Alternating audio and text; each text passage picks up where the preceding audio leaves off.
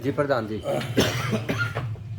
क्या तैयारियां हैं, क्या कुछ? जैसा कि आदरणीय विधायक महोदय जी ने कहा है कि सरकार का एक ये नीतिगत निर्णय है कि जितने भी हमारे महापुरुष हुए हैं उन सभी को जयंती के रूप में उनको मार्गदर्शक के रूप में याद किया जाए। उसी के अंतर्गत, और ये भगवान परशुराम तो महापुरुषों से भी आगे भगवान विष्णु के दशावतारों में छठे अवतार हैं, और 5 अवतार तो पूर्ण पुरुष भी नहीं थे। छठे पूर्ण पुरुष के रूप में छठे अवतार भगवान परशुराम हैं। पहले तो मत्स्य, कच्छप, हयग्रीव, नरसिंह, वामन अवतार, इस तरह से अवतार हुए हैं। पूर्ण पुरुष के रूप में छठे अवतार भगवान परशुराम हैं, और वो सभी के आराध्य हैं, सभी के उपास्य हैं, और वो सार्वकालिक हैं, सार्वभौमिक हैं, सार्वजनिक हैं, हमेशा से चिरंजीवी हैं, अमर हैं। तो इसलिए उनके आशीर्वाद से अगर ये भगवान परशुराम का उत्सव मना रहे हैं, महाकुंभ किया जा रहा है, सरकार ने जो ना एक अच्छा कदम है सरकार का कि महापुरुषों को आने वाली जो नस्ल, आने वाली जो हमारी पीढ़ियाँ हैं, उनको महापुरुषों के बारे में जानकारी हो। कौन हमारे अध्यात्म जगत में कौन हुए हैं, समाज में कौन हुए, हमारे धार्मिक जगत में कौन हुए हैं, तो बहुत अच्छी बात है। हमारी संस्कृति तो यही है। ये अच्छे संस्कार और संस्कृति का जो ना सरकार का निर्णय है।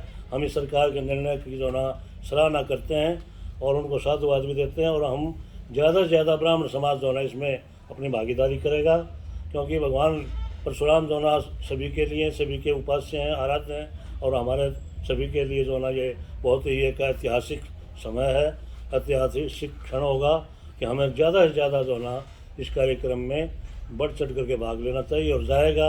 हम आश्वस्त करना चाहते हैं विधायक महोदय जी को और सरकार को इनके माध्यम से कि जींद से जो ना किसी प्रकार की कोई कमी नहीं होगी। खूब ज़्यादा युवा वर्ग और जो बड़े लोग हैं, बुजुर्ग हैं, गांव के, देहात के, शहर के सभी क्षेत्रों से जो ना लोग जाएंगे, और आपका निमंत्रण स्वीकार है, सरकार का निमंत्रण स्वीकार है, और आप आए, इसके लिए आपका भी धन्यवाद। आपने जो ना इसके लिए आप प्रयत्नशील हैं, प्रयासरत हैं कि सभी को जागरूक कर रहे हैं। तो ब्राह्मण सभा जींद जो ना आपको आश्वासन देती है कि ज़्यादा से ज़्यादा जो ना यहाँ से हमारी भागीदारी होगी, और हमारी जितनी भागीदारी होगी उतनी हमारी हिस्सेदारी हो, ऐसा हम सरकार से मांग भी करते हैं। कुछ खास मांगे रह सकती हैं आपकी, जो सुनने में आया कि हाँ, ईबीपीजी और धौलीधार की जमीन का जो मालिकाना हक है, हमारी मांगे हैं ये। हमने करनाल सुरेंद्र जो बरौत हमारे प्रधान हैं डिस्ट्रिक्ट करनाल के ब्राह्मण सभा के, उन्होंने मांग पत्र तैयार किया है।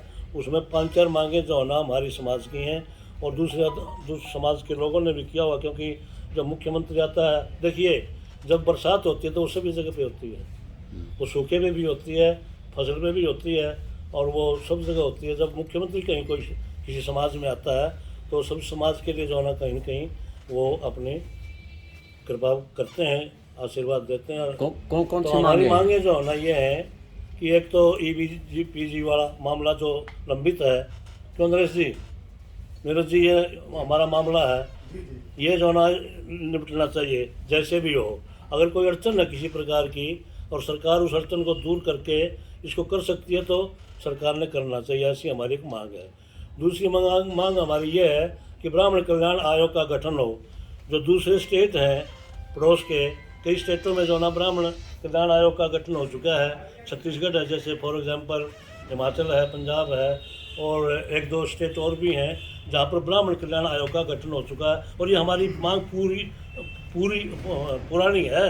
पिछले 2 साल से हम भी प्रयासरत हैं मुख्यमंत्री जी का समय लेने के लिए। हम भी यह आयोजन करना चाहते थे, ब्राह्मण सम्मेलन जो लाखों की संख्या में करनाल में इकट्ठा हों।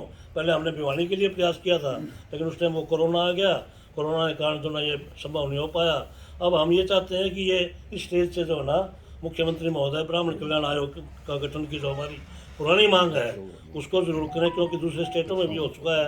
हरियाणा में तो जो ना एक इतना अच्छा उदार प्रकृति का व्यक्ति मुख्यमंत्री हो, तो उसको उन्होंने कर देना चाहिए।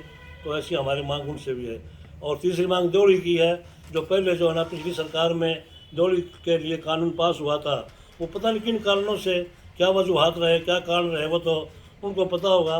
लेकिन वो जोड़ी का कानून जो ना पूरा निरस्त कर दिया गया, इसलिए उस कानून को जो ना दोबारा बहाल किया जाए, ताकि जो है ना जो ब्राह्मणों में उत्साह उस कानून को लेकर हुआ था वो पुनः जो है ना वो उत्साह फिर बहाल हो। और 2-4 मांगे वहाँ स्थानीय उनकी करनाल वालों की हैं। हाँ, रोहतक का है, जैसे परौर गाँव ने 15-16 एकड़ ज़मीन जो है ना पंचायत ने दी हुई है, वहाँ पर विद्यालय के लिए, कॉलेज के लिए दी है, या कोई विद्यालय के लिए जो भी, क्योंकि विद्यालय बनेगा तो सबके लिए होगा, कॉलेज मेडिकल हॉस्पिटल बनेगा तो सबके लिए होगा, कोई एक का तो है को नहीं। वो पंचायत की ज़मीन जो है ना वहाँ दी गई थी, उसमें भी पता नहीं क्या अब तक वो पूर्ण रूप से नहीं मतलब उसको अधिकृत किया गया, कमेटी को नहीं दिया गया। राम भगवान परशुराम गौड़ कॉलेज की जो कमेटी है उसको हस्तगत नहीं किया गया, इसलिए ये भी हमारी मांग है कि वो भी जो है ना सरकार उसको भी ध्यान में रखते हुए उसको भी बहाल करे, क्योंकि ये कुछ मांगे हैं जो प्रदेश स्तर की हैं और वहाँ की करनाल की जो जिला स्तर की होंगी वो उनकी भी होंगी। और एक हमारी भी मांग है विधायक महोदय, अब ये तो मुख्यमंत्री जी का प्रोग्राम कोई जिला का तो है को नहीं, ये तो स्टेट लेवल का है।